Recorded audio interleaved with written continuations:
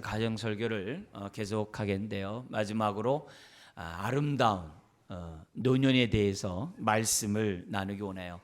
이 자리에 노년의 시기를 지나는 분들이 계신 반면에 대부분은 아직 노년을 향해 지금 어떻게 보면 나아가는 분들이겠죠.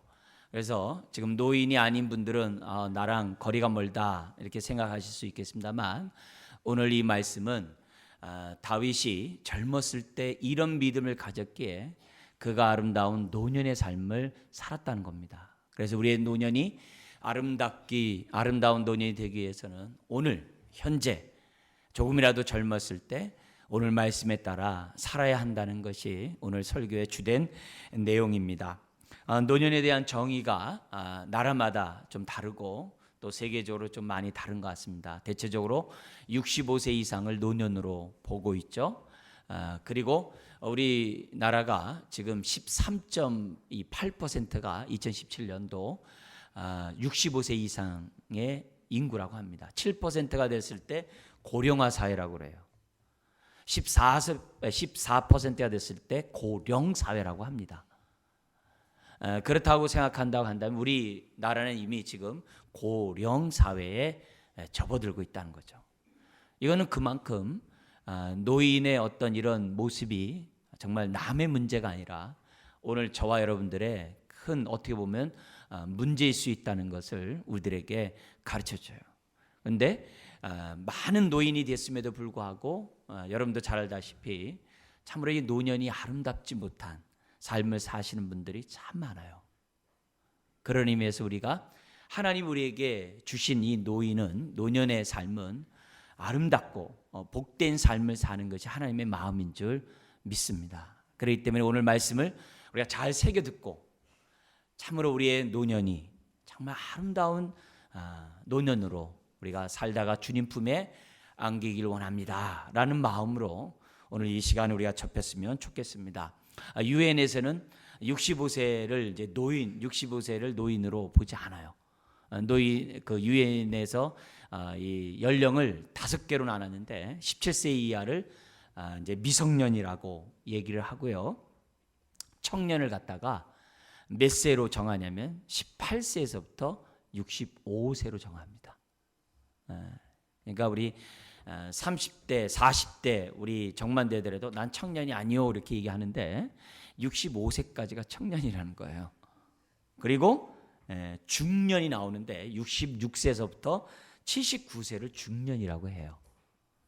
그러니까 오늘 이 자리에 나와 있는 많은 분들은 대부분 65세 이하인 거 보면 아직도 청년이죠. 그죠? 청년. 중년이 되려면 그래도 79세, 66세, 79세가 돼야 되고 그러니까 이 노년이 언제냐면 80에서 99세. 그리고 노인이라는 말 들으려면 100세 이상은 돼야 이제 장수 노인이라는 말을 듣는다고 유엔이 발표를 했어요. 이제 이런 것들을 보면 점점 사람들이 이제 장수를 하는 세대 속에서 지금 많은 사람들이 노년이 불안한 그런 삶을 살고 있는 것이 오늘이 아닌가 생각됩니다. 그러나 성경은 하나님을 경외하는 자들의 노년은 한결같이 아름답고 한결같이 복되다는 것이 성경에서 우리들에게 가르쳐주고 있어요. 아브라함이 그랬고 이삭이 그랬고 야곱이 그랬고 요셉이 그랬어요. 여러분이 잘 아는 에녹과 노아 역시 정말 노년이 얼마나 복된 노년의 삶을 살았는지 몰라요. 심지어는 에녹 같은 경우는 300년 동안 하나님과 동행하다가 죽음을 보지 않고 하나님 품에 안겼다 그래요. 그 가운데 모세 같은 사람은 120세에 죽었는데요. 눈이 흐리지 않고 기가 쇠하지 않았다 그래요. 그러니까 자연사한 게 아니에요. 120세에 모세가 죽었을 때 하나님이 너 사명 끝났으니까 내게로 오라 해서 죽은 거예요. 참 놀랍죠. 다윗 역시 마찬가지예요. 다윗의 노년 역시 아주 예가 아니고 아름다운 노년을 살았던 걸 봐요. 이스라엘의 왕들의 역사를 기록한 역대상하가 있습니다. 거기 보면 역대상 제일 마지막 29장에 다윗의 일생에 대한 간략한 보고서가 나와요. 거기 보면 다윗은 40년 동안 이스라엘을 통치했더라. 그게 하나 나오고요. 두 번째 뭐가 나오냐면은 노년에 대한 얘기가 딱 나옵니다. 뭐냐면 그가 나이가 많아 늙도록, 나이가 많아 늙도록 부자고 그리고 존귀를 누리다가 죽음에, 이렇게 돼 있어요. 노년의 삶이 부하고 존귀를 누리다가 죽었다, 이렇게 돼 있어요. 그리고 그 아들 솔로몬이 왕이 되었다. 이게 다윗의 일생이에요. 왕이 되었고 그 노년이 부하고 존귀를 누리다가 죽었다. 얼마나 아름다운 노년인지 몰라요.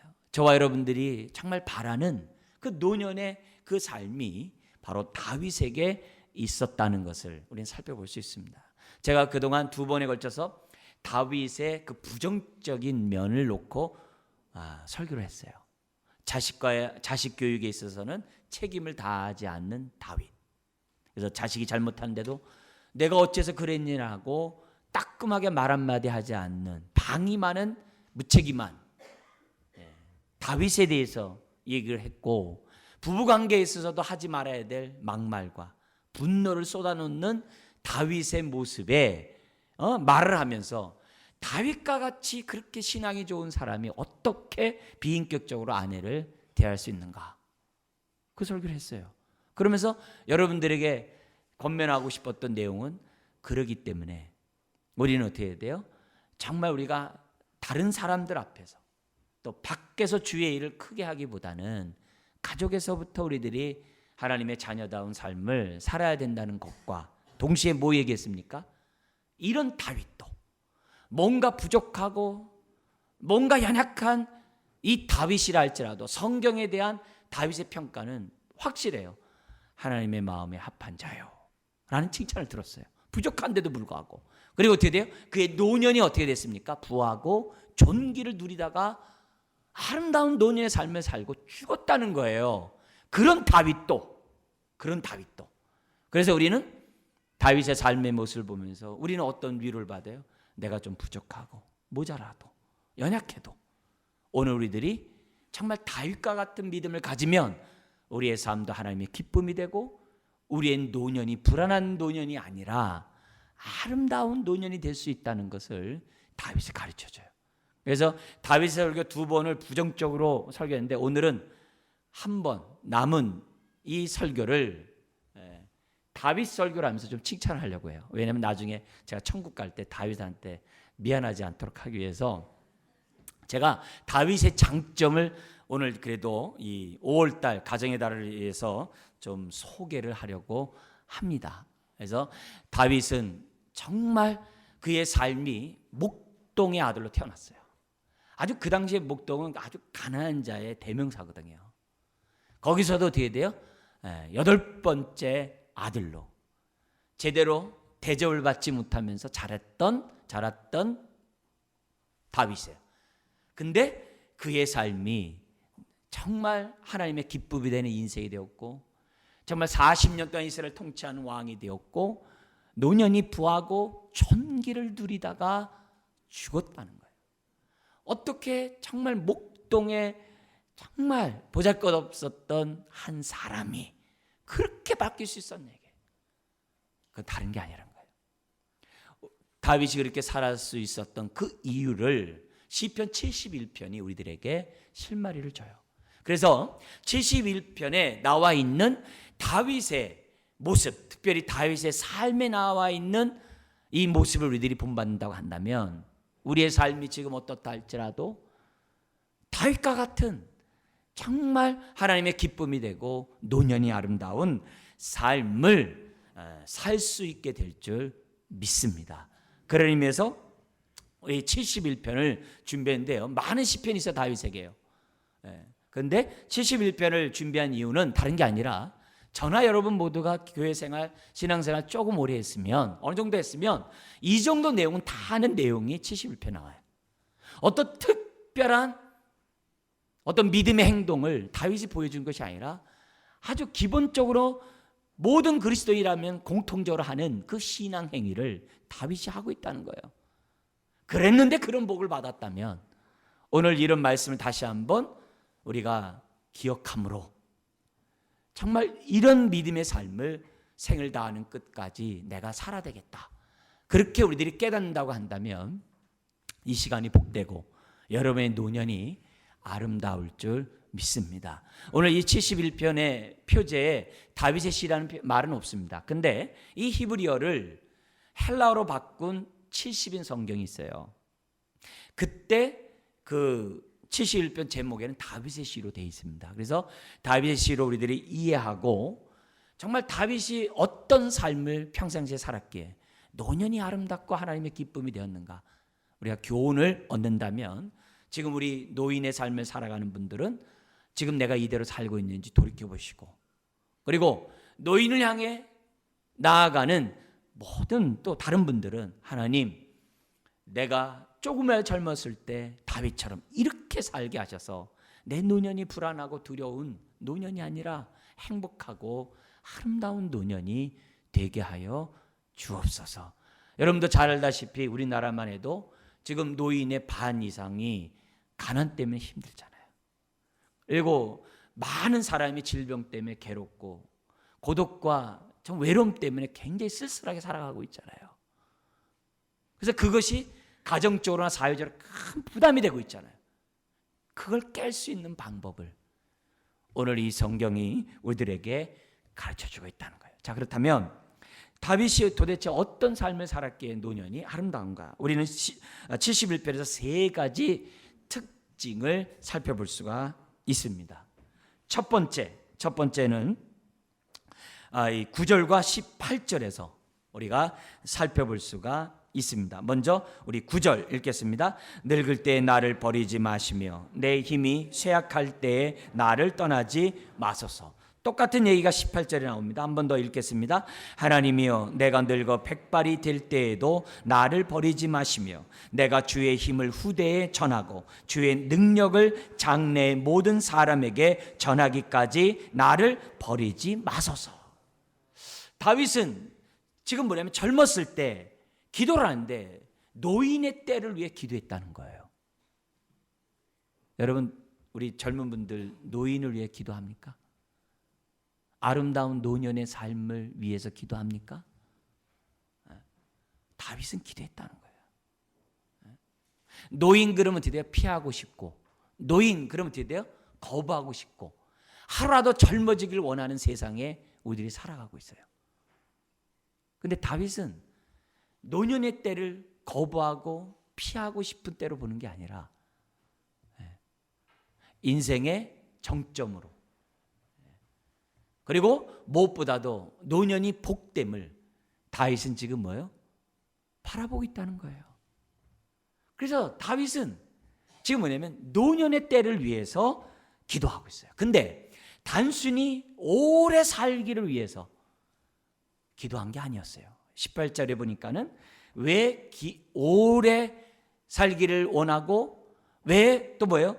노인이 되었을 때 나를 버리지 말라고 왜 기도했는가? 다른 게 아니에요. 내가 거기 보면 18절에 보면 내가 주의 힘을 후대에 전하고 주의 능력을 장래 모든 사람에게 전하기까지 나를 버리지 마소서. 이게 무슨 말이에요? 노년의 그때에도 하나님의 그 구원을 하나님의 능력을 하나님의 은혜를 내 자손과 내 이웃들에게 전하기 위해서 자기의 노년의 삶을 복되게 해달라고 기도하고 있다는 거예요. 단순히 삶을 영장하고 연명하는 삶이 아니라 노년의 때에도 주의 오늘날로 말하면 주의 복음을 전하고 싶습니다. 자, 그런데 왜 노년의 때 나를 버리지 말라고 했을까요? 그거는 오늘 지금 현재 다윗이 어떤 상황인 거예요? 71편의 상황은 죽을 상황이에요. 도망가지 않으면 안 되는 긴박한 상황이에요. 하나님이 도와주지 않으면 자기는 죽을 수밖에 없는 상황에서 이 기도를 했다는 얘기예요.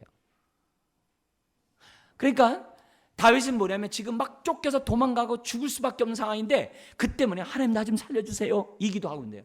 근데 이 기도가 여기서만 끝나는 게 아니라 노년 때도 나를 버리지 마세요, 그런 얘기예요. 그럼 이 기도가 왜 가능할까요?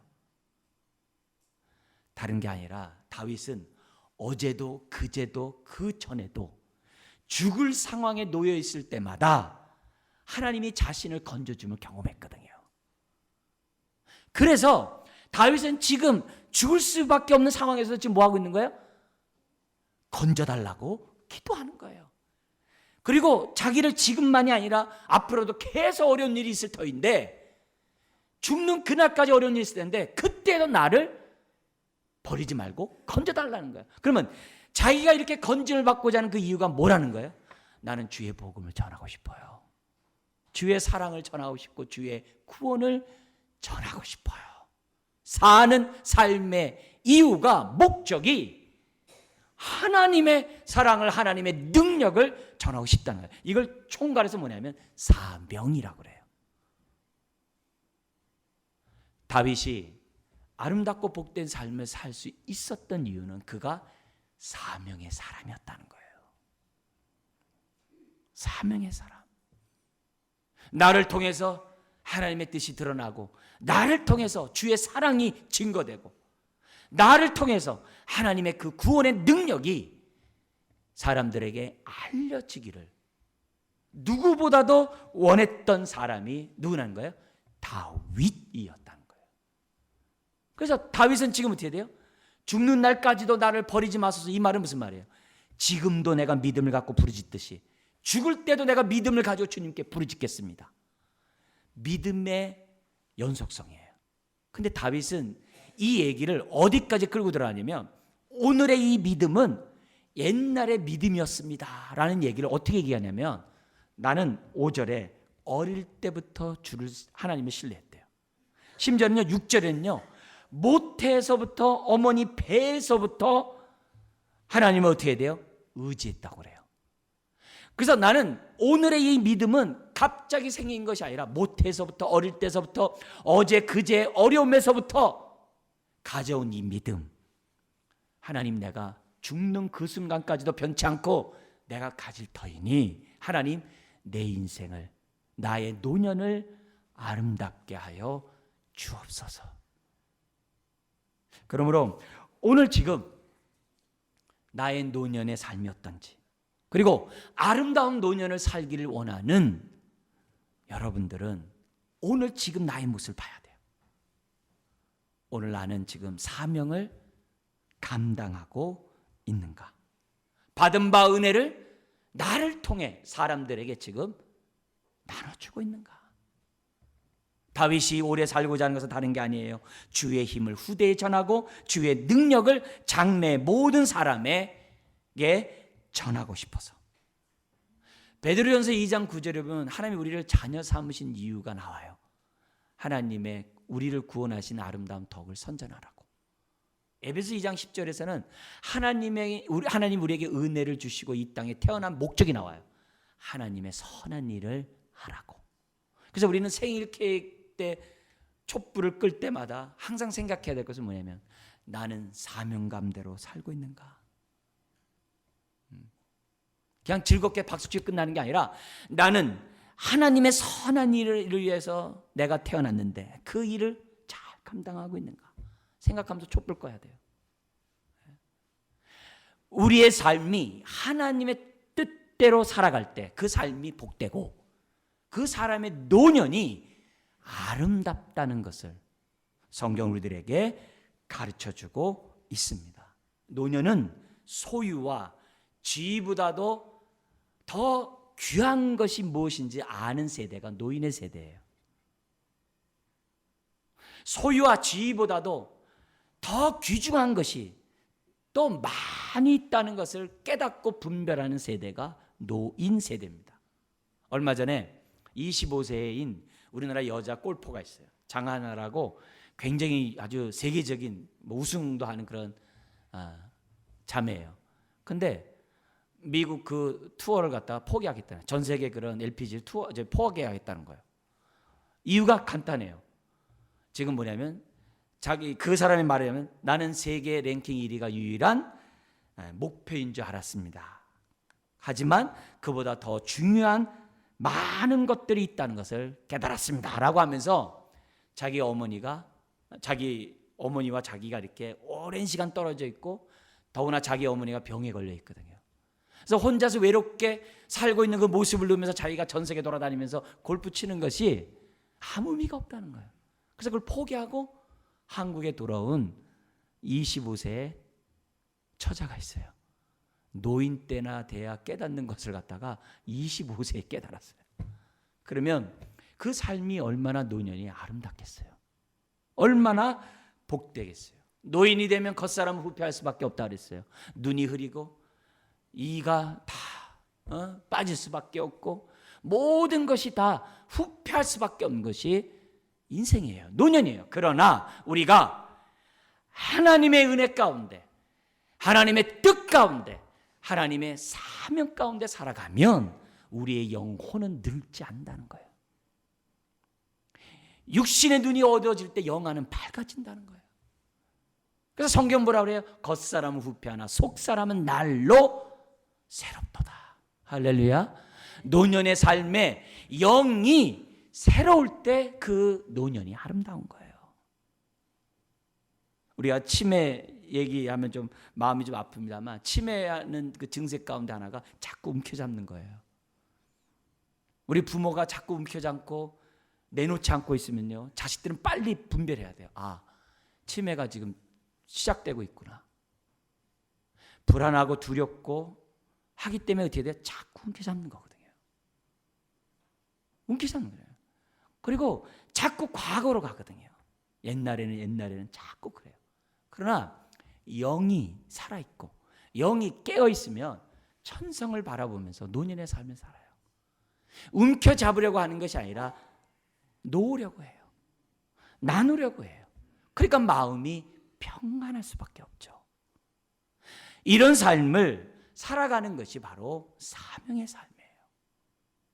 내가 청년의 삶을 내가 아무리 열심히 살아도 내 영이 살아있지 않으면 노년은 아름다울 수가 없어요. 아름다울 수 없어요. 그런 의미에서 다윗의 노년의 삶이 고독하고 외롭고 겉사람이 후패할 수밖에 없는 그런 상황에서 아름다운 삶을 살 수 있었던 것은 다른 것이 아니다. 그는 오늘도 사명에 충실했고 죽는 그날까지도 사명에 충실하겠다고 그는 뭐예요?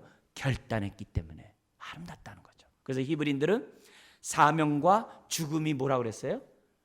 동의어에서 왔어요. 같은 어원에서 왔어요. 그래서 히브리인들은 사는 게 아니라 사명 가운데 사는 것을 사는 거라 봤어요. 그래서 바울은 뭐라고 얘기했냐면 사람이 산다고 산 게 아니라 살았다 하나 죽은 사람들이 있고 죽었다 하나 산 사람이 있다는 거예요. 누가 살았다 하나 죽은 자예요? 사명 없이 사는 사람은 겉으로 볼 때는 살지만 죽은 인생이요. 사명 가운데 사는 사람들, 남들이 볼 때는 죽은 인생 같이 아무것도 아닌 것 같지만 실제는 뭐예요? 산 사람이라고 바울은 얘기했어요. 노년이 아름답기 위해서는 우리가 육신의 것들을 추구하는 게 아니라 정말 하나님의 뜻을 추구하면서 사는 저와 여러분들이 되어야 될 줄 믿습니다. 그런 삶이 노년이 아름다워. 두 번째, 다윗의 특징이 있는데, 노년이 아름답게 살았던 다윗의 특징이 있는데, 그는 뭐냐면 어떤 상황에서도 좌절하지 않고 하나님을 신뢰하면서 의지했다는 거예요. 이 신뢰하는 이 마음이 다윗의 삶을 아름답게 했고 노년을 복되게 했다는 거죠. 그래서 1절 같이 한번 읽어볼까요? 여호와여 주께 비하오니 내가 영원히 수치를 당하게 하지 마소서. 지금 71편은 뭐예요? 죽을 상황이라고 그랬어요. 많은 어려움이 있는 상황이라고 그랬어요. 거기 4절에 보면 나를 악인의 손과 불의한 자와 흉악한 자의 장중에서 피하게 하소서. 심지어는 20절에 보면 이렇게 얘기하고 있습니다. 우리에게 여러 가지 심한 고난을 보이신 주께서 심한 고난을 지금 당하고 있어요.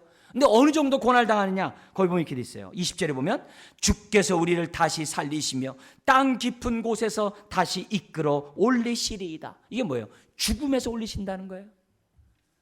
지금 죽음의 그런 정말 고통의 이런 상황에 처해 있는 상황 가운데 지금 뭐예요? 다윗은 뭐 한다는 거예요? 나는 주께 피한다, 이렇게 얘기하는 거예요. 여러분, 하나님께 피하는 자, 즉 하나님을 신뢰하는 자에게는 뭐가 없는지 아세요? 1절에 있는 것처럼 수치가 없어요. 인생에 살아가면서 우리가 겪지 말아야 될 것들이 수치죠. 수치죠. 근데 하나님을 신뢰하고 의지하는 자는 수치를 당치 않게 하세요. 특별히 뭐예요? 노년이 수치를 당치 않도록 하나님이 우리의 인생을 인도하신다는 거예요. 다윗은 많은 대적들 앞에서 하나님께 의지함으로 자신이 대적으로부터 수치를 당치 않는 것을 경험했어요. 그러니까 무슨 기도하는 거예요? 하나님, 생을 다하는 그때까지 대적들이 나를 공격할 터인데 주님, 생을 다하는 그 마지막 순간에도 하나님 나를 건지셔서 나를 도우셔서 내 인생의 마지막이 수치를 당치 않고 끝날 수 있도록 하나님 도와주세요. 그게 71편이에요. 여러분, 마지막 생을 다하는 그때, 정신이 혼미하고 모든 것이 쇠하는 그때 하나님만을 신뢰하고 노년을 맞이할 수 있다고 한다면 우리의 노년이 얼마나 아름답냐 이게. 다윗이 노년에 그 아름다움을 위해서 기도할 수 있었던 것은 지금 오늘 현재 그는 어떤 삶을 살았던 거예요? 힘들고 어려울 때마다 낙심하고 좌절하고 포기하는 게 아니라 누구를 원망하는 게 아니라 그때마다 뭐예요? 주님께 피하고 또 피했다. 그래서 3절 이렇게 얘기합니다. 같이 한번 읽어볼까요? 주는 내가 항상 피하여 숨을 바위가 되소서. 주께서 나를 구원하라 명령하셨으니 이는 주께서 나의 반석이시요 나의 요새이심이. 거기 보세요. 항상 피하여. 10번이면 10번 다 항상 피하여. 다윗은 한 번도 하나님을 떠난 적이 없어요. 위기와 겪고 있을 때 누구 탓하는 법이 없어요. 오히려 그럴 때마다 다윗은 엎드리고 또 엎드리고 하나님 앞에 갔던 거예요. 그래서 다윗은 어제도 반석인 걸 경험했고 그제도 경험한 걸 경험했어요. 그러니까 뭐예요? 오늘 지금 쫓기고 있는 상황에서도 다윗은 뭐 하는 거예요? 확신하는 거죠. 왜? 어제도 건지셨던 분이 나를 건지실 것이다. 이분이 내 마지막 노년의 삶 때에도 수치를 당치 않도록 건지실 것을 우리에게 보여주는 거예요. 여러분, 노년에 있을 때 아름다운 노년이 되려면 하나님을 신뢰하는 마음이 없으면 사실 살기 어려워요. 아까도 말씀드렸듯이 노년이 되면 어떻게 돼요? 경제적인 어려움이 있죠. 많은 질병의 문제가 있죠. 그죠? 죽음에 대한 두려움이 있죠. 여러 가지 정말 외로움의 문제들이 막 산적해 있죠. 이런 것들이 노년 때는요 감당하지 못할 정도로 막 춥거든요. 너무 추워요. 그런 게 막 밀려와요. 그럴 때 정말 우리들이 어디에요? 두려움에 떨 수밖에 없고 여러 가지 불안할 수밖에 없는 것이 노년이에요. 근데 하루라도 젊었을 때 하나님을 의지함으로 하나님이 나의 반석인 것을 체험하면 노년의 때 우리는 어떻게 돼요?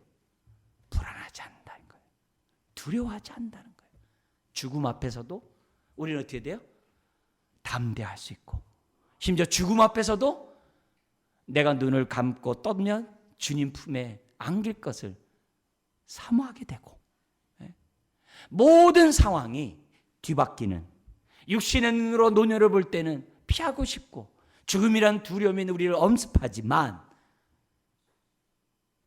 부활의 신앙을 가지고 젊음을 살고 부활의 신앙을 가지고 노년을 맞이하면 마지막 그 순간에서도 하나님을 신뢰하고 나의 문제를 하나님 앞에 맡기고 그런 우리나라의 노년이 복된 노년이 될 수 있다는 거예요. 저는 노년을 맞이하는 여러분들이나 또 현재 살고 계시고 또 앞으로 이제 우리 젊은 분들이나 사실 이런 축복을 하고 싶어요. 성경에 보면 노년의 아름다움에 여러 가지 예들이 많아요. 이제 가장 이제 대표적인 게 우리 지금 이제 다윗을 이제 봅니다만 다윗에도 아까 얘기했던 모세 같은 경우. 모세는 기력이 쇠하지 않는 가운데 죽었다 그랬어요. 눈이 흐리지 않는 가운데 죽었다 그랬어요. 여러분의 노년이 눈이 흐리지 않고 기가 쇠하지 않기를 주의 이름으로 축원합니다. 그것뿐만 아니라 92편에 보면 하나님을 경외하고 하나님을 의지하는 자에게 노년의 삶을 축복하는데 이렇게 축복했다고 그래요. 뭐라고 했냐면 그는 늙어도 여전히 결실하며 열매를 맺으며 진액이 풍족하고 진액이 풍족하대요. 그래서 얼굴이 어떻게 돼요? 아주 화장을 하지 않아도 팽팽하고 아주 정말 탱탱하고 저기 뭐예요? 진액이 풍족하다고 그래요. 그리고 또 뭐라 하냐면 빛이 청청하니. 여러분 하나님을 경외하는 자에게 주시는 여전히 결실하며 진액이 풍족하며 빛이 청청한 그 노년이 되기를 주의 이름으로 축원합니다. 그뿐만이 아닙니다. 히브리서 11장에 보면 믿음의 선배들이 노년의 삶 가운데 어떤 아름다운 삶을 우리에게 보여주냐면은 자식들을 위해서 축복해요. 여러분 지금 많은 경우에 지금 오늘날 지금 우리 노인분들이 2년 정도가 요양원에 있다가 임종을 한대요. 그만큼 아프다는 거죠. 근데 그게 아니라 임종할 때 자식을 향하여 축복할 수 있는 그 노년. 야곱이 그랬잖아요. 모세가 그랬잖아요. 정말 많은 믿음의 선배들이 그랬잖아요. 그런 부모가 되기를 주의 이름으로 축원합니다. 그러려면 다른 거 없어요. 오늘 이 순간에서부터 신앙생활 할 때 종교적으로 신앙생활 하지 말고 확실하게 믿음의 삶을 사셔야 돼요. 그 믿음이 그냥 머리로만 하는 게 아니라 다윗처럼 죽을 수밖에 없는 환경 속에서도 하나님께 피할 수 있는 그 믿음을 가질 때 우리의 노년이 복될 줄 믿습니다. 세 번째 다윗의 특징이 있습니다. 그게 어디 있냐면 5절과 14절. 특별히 우리 14절 같이 한번 읽겠습니다. 나는 항상 소망을 품고 주를 더욱 찬송하리이다. 다윗이 지금 죽음의 앞에 놓여 있어요. 절망의 순간이에요. 근데 그 순간에 소망을 생각해요. 소망이 있는 자에게는 뭐가 있어요? 찬송이 있죠. 그래서 더욱 찬송한다고 그래요. 여러분 절망이 있는 사람이 무슨 찬송하겠어요? 아니거든요. 다윗은 절망의 순간에도 어떻게 돼요? 그는 소망을 가졌어요. 5절도 보십시오. 주 여호와여 주는 나의 소망이시요 내가 어릴 때부터 신뢰한 이시라. 다윗은 지금 절대 절망의 순간에서도 소망을 갈 수 있었던 것은 어제도 하나님이 자기를 도와준 걸 알거든요. 그리고 자기는 어려서부터 하나님이 소망인 것을 그는 체험했거든요. 그러니까 오늘도 소망을 갖는 것이고 또 어느 때도 소망 가져요? 죽음 앞에 섰을 때도 나중에 소망을 갖고 뭐라는 거예요? 여기 14절인 것처럼 더욱 찬송을 올리는 노년이 될 수 있다는 거죠. 여러분 천국은 영원토록 찬송하는 곳이에요. 노년의 때 찬송하지 않는 사람이 어떻게 천국 가서 찬송하겠어요? 젊었을 때 찬송하지 않는 사람이 노년 때 어떻게 찬송하겠어요? 못하거든요. 여러분 하루라도 젊었을 때 하늘의 소망을 갖고 그 소망으로 인해서 찬송이 흘러나오시기를 주의 이름으로 축원드립니다. 여러분 찬송 있는 그 인생이 노년에 찬송할 수 있고 노년에 하나님의 소망 가운데 임종을 맞이할 수 있어요. 안타까운 복을 얘기한다면 OECD 국가 이렇게 잘 사는 나라들 OECD 국가 중에서 우리나라가 안타깝게도 자살률이 제일 많아요. 우리나라 사람들이 그 노인분들이 자살하는 그 5대 악이 있어요. 40.4% 제일 많이 차지하는 게 가난이에요. 가난이에요. 그리고 그 이제 반 24% 되는 게 병이에요. 병. 그리고 그 외에 이제 나머지는 비슷해요. 뭐냐면 외로움, 고독, 그러니까 우울증이겠죠. 그리고 또 뭐가 있냐면은 친한 사람들로부터 이렇게 갈등, 대립. 그리고 친한 사람들이 먼저 죽음. 이런 것들이 노년의 삶을 살아가는 것을 참 쓸쓸하게 한다고 그래요. 근데 그 모든 것들을 한 번에 깨버릴 수 있는 것이 뭐예요? 하늘에 대한 소망이거든요. 하늘에 대한 소망이 이 5가지 이 악을 한 번에 없애버릴 수 있거든요.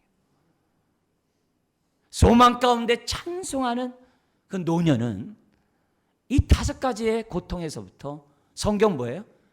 자유케 해주겠다는 거예요.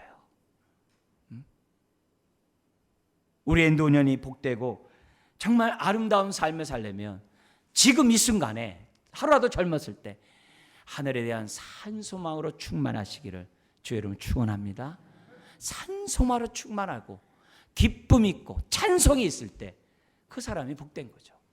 오늘 제가 아름다운 노년을 삶을 살았던 그 비결 3가지를 다윗의 삶의 모습에서 살펴봤어요.